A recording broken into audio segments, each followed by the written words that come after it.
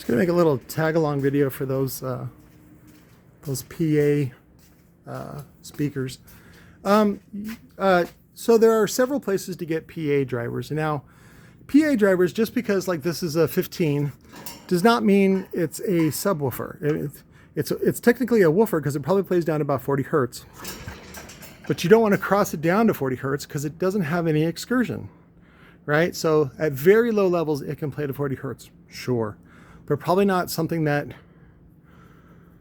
would survive like a typical movie or something like that. So you don't think of these as a low frequency driver, even though in PA that's what it's called. And you also have to reference that, you know, back in old-timey Edison days when they were making these things by hand and, you know, experimenting and things like that, you know, this is all they had. They didn't know any better. They didn't do a lot of the research work that, of course, came down around to T.C.O.Z Stompler doing high BL drivers, you know, really big motors and really long coils and lots of excursion, the displacement aspect of it. But these can still be measured in sensitivity, and the number means something. So, but again, you have to look at the standard that it tests those at. Again, I'll put a link to some of the white papers that Dan Wiggins of Adair Audio posted about the power handling standards.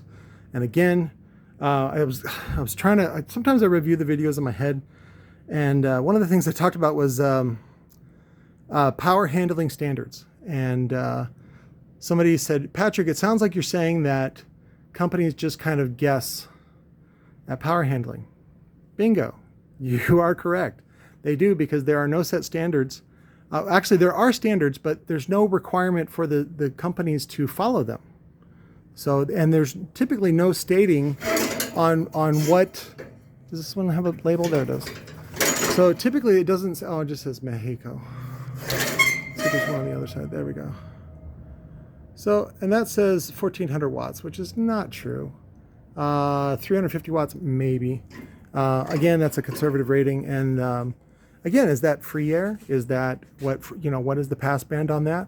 Is that at FS? Is that, you know, white noise, pink noise? What is that? What does that mean? And is that in an enclosure? Is that in an optimal enclosure? Is that an undersized enclosure? One of the things that Dan talks about in the white papers, especially on the Brahma power handling, is that if you take a subwoofer and you put it in a really, really tiny box, like this is a Type R, the older, I think this is Gen 1, Gen 1.5. Now, if you put this in like a half a cubic foot box, it will handle a ton of power. Big burps, all that stuff.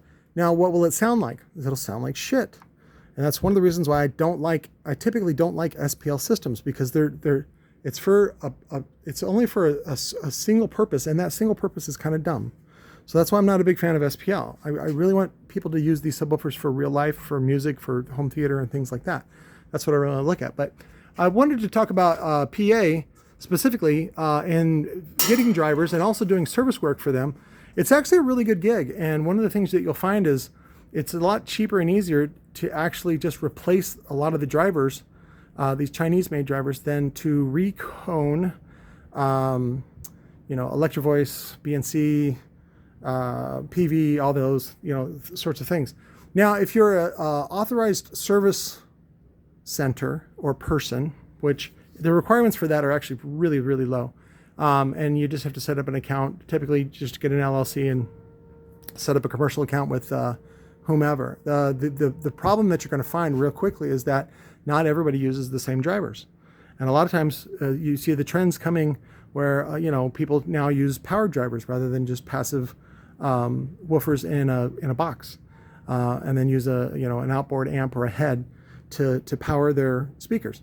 So, but as far as replacement goes, you can check out, who is it?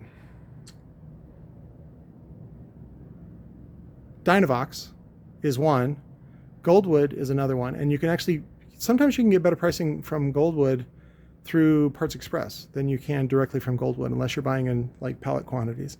But the one that I use used to be known as MCM Electronics. Is someone honking for me? Maybe. MCM Electronics. And one of my favorite, did I bring it back here? Where did I bring it? There it is. Here it is. Cast frame, big motor, size motor. I think this one uses a 3-inch or a 4-inch coil.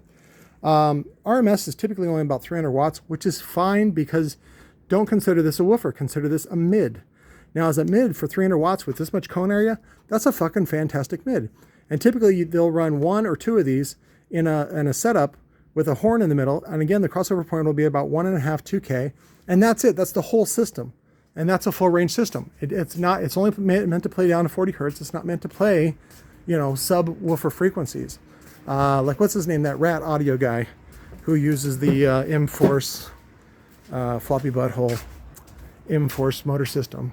Magnetic linear or something like that. No, somebody else was honking. Honkies everywhere. But anyways, yeah, what used to be MCM Electronics is now was absorbed by the parent company, which is Newark. And I think you can go, it's either Newark Electronics or Newark.com. Newark as in Newark Airport, as in shitty New Jersey. New Jersey's not all shitty, by the way. It's actually called the Garden State. There's actually a lot of really nice places for New Jersey, but they might have bodies or they might have chemical waste that you don't know about. But anyways, I use Newark. This driver in particular goes for about $75.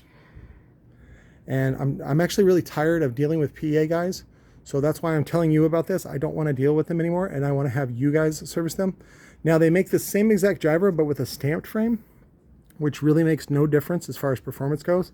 Sometimes it may have to do with how it fits in the cabinet with the cutout, and you can monitor that and observe that and see if you can do the switch or not. But these are definitely worth keeping in stock. Right now, this particular one is out of stock, which is the 300 watt cast frame version. Again, right around $74, $75. The stamp frame version costs about $20 less, $25 less. And you can then retail them for about $180 to $200, right around the cost of what a recone cost. And you can keep them in stock so they're ready to go. And the great thing about that is that you can, like if they bring in their JBL blah, blah, blahs, then what you can do is you just go, hey, check this out. It's got a bigger motor than your JBL. It's got a cast frame. It's ready to go. It's only $200. And then what you do is you take in their dead one on trade. And then later on, you can find a kit on eBay or whatever, MWA or who's the other one? Springfield Speaker Repair. And you can find the proper kit and take your time doing the recone and then go from there. Somebody's honking. Jesus Christ. So then what ends up happening is now you have a free driver that you can then sell either as a recone or as a complete driver for, and then the retail price is your reference.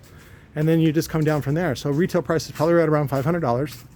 And so then you can sell it for, you know, whatever, 400 or even 350 or something like that. So guy is already annoying in a little wiener car. So, but that's what happens when you open up your doors to the public. So anyways, we'll see what's happening. Here's a little weak ass horn. Beep, beep, beep, beep, beep. Fucking annoying. Anyways, but yeah, I'll put links to the actual drivers. Again, those guys have been my secret source. And then what you do is you get them and they come in a white box and then they come with a label on the back and you just remove the label with some naphtha. And that's the end of it. It doesn't even come with a logo on the front. Nobody knows it. You can actually rebadge them. These are some of the drivers that I keep in stock for some Bose replacements that I do for a gaming company that does all the maintenance for like bars and things like that. And he brings them in. I just do a flat fee and I go through all his Bose speakers and swap out the drivers real quick and then they're good to go. Cost on that is probably $13 to $15. I charge him $45 and he'll drop off 8 or 10 at a time. And that's how that works. And again, same thing. All you got to do is be slightly cheaper than a recone. And you know, you pick this up for $40, $50 and you charge them $150. Easy money. And they end up with a better driver. So, but that's what I wanted to show you for as far as PA, but I'll talk to you later. I love you guys.